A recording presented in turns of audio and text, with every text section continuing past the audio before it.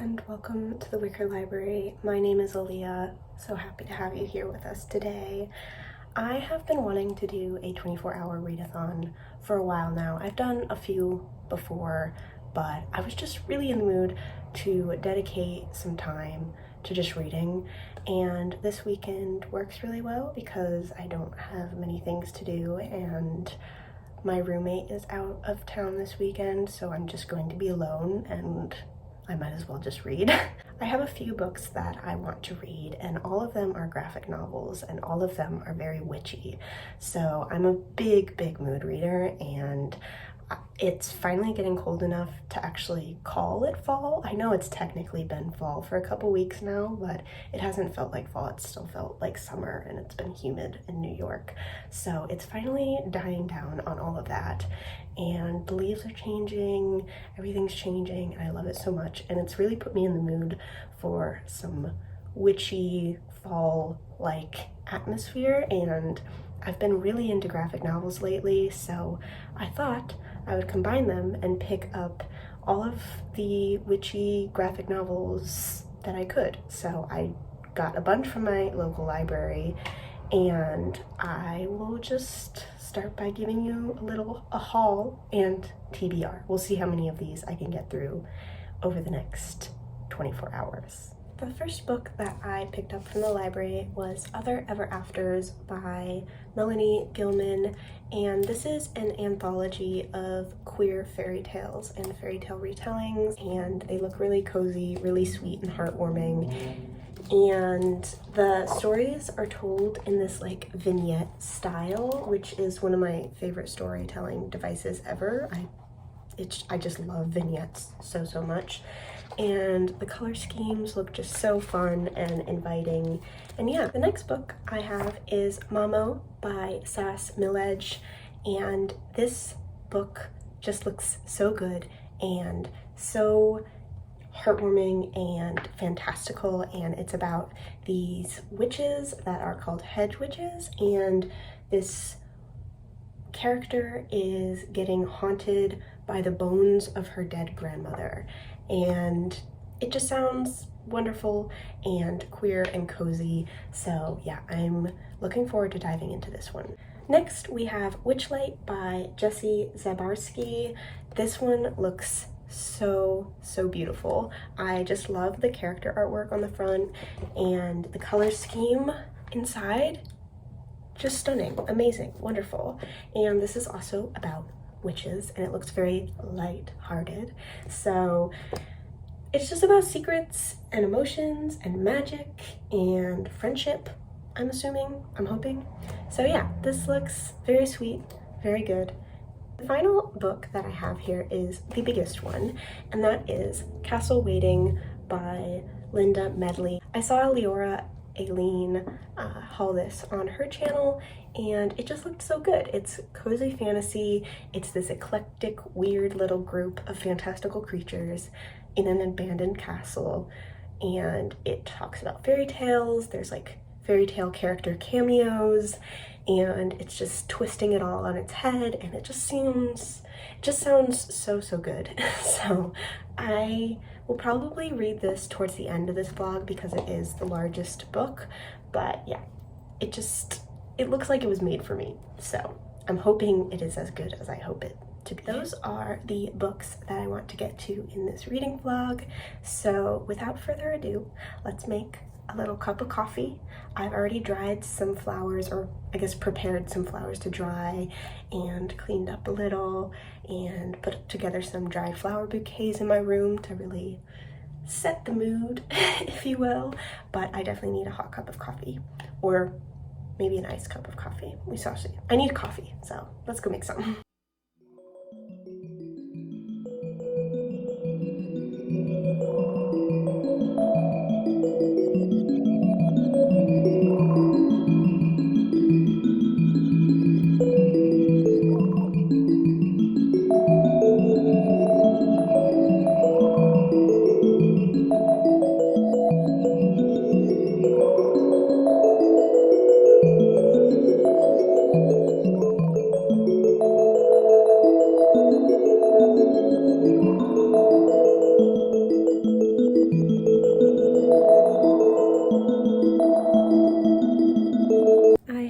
finished Mamo. It was phenomenal. It's a new favorite. I loved the art style so much. I want to own that graphic novel so badly because I also want to lend it to my mom eventually, even though we live in different states. I don't know how that's gonna happen, but I want my mom to read it because I know she would love it. And the magic system was so fleshed out for such a short graphic novel, and I really hope the series becomes a series, because I know the graphic novel is a collection and bind up of several comics that were released, and I just want more. It was a rather open ending in the best way, like everything came together so perfectly, and the characters and their dynamics with one another and their family dynamics and the adventure and the little quests were just, it was just so cozy and it was so much fun, and I really loved it. It's definitely a new favorite and I just really want more from it. So I'm going to make myself some dinner and then I will pick up another graphic novel. I don't know which one yet.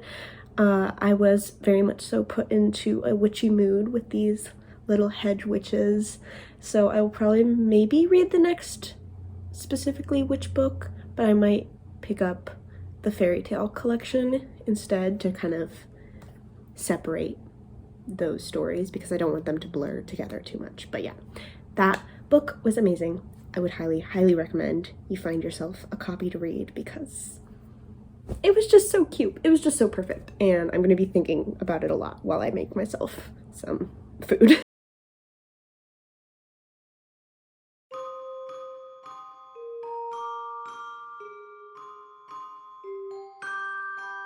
So I've just finished Other Ever Afters. I'm going to admit it was a bit disappointing.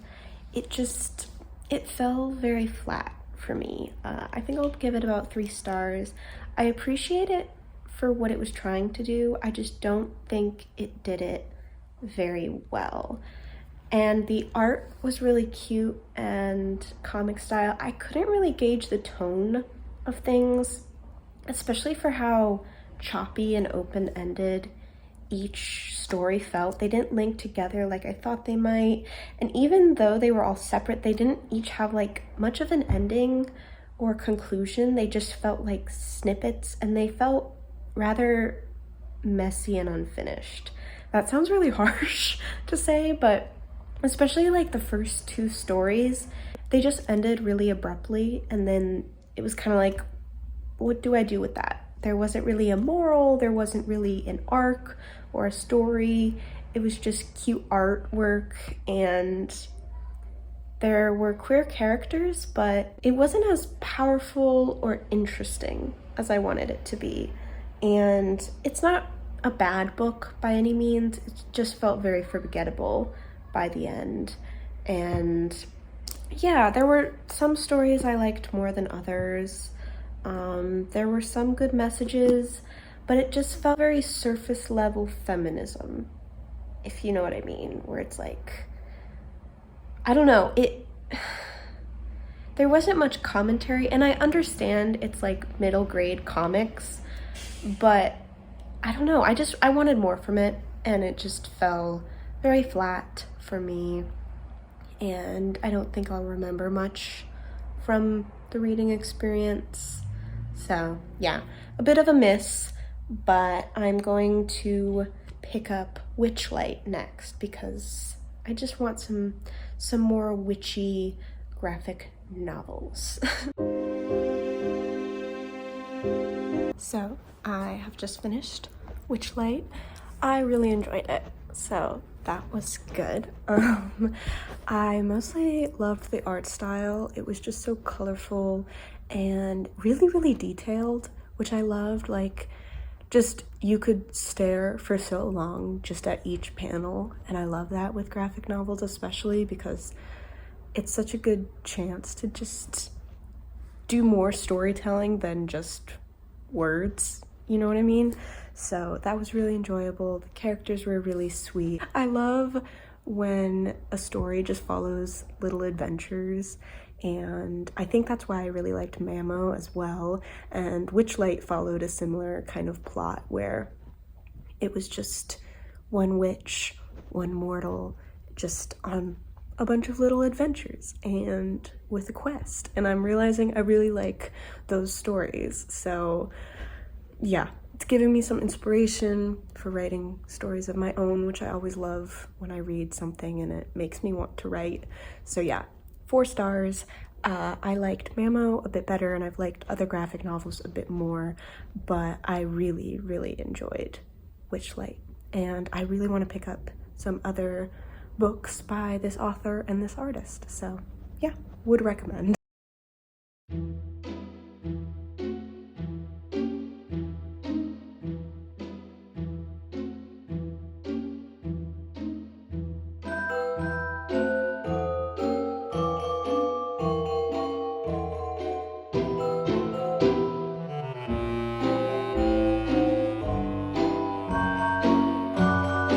Is raining out right now, so it's very kind of dim and gloomy this morning, which I love. And so that's been really nice to just cozy up and read my little book.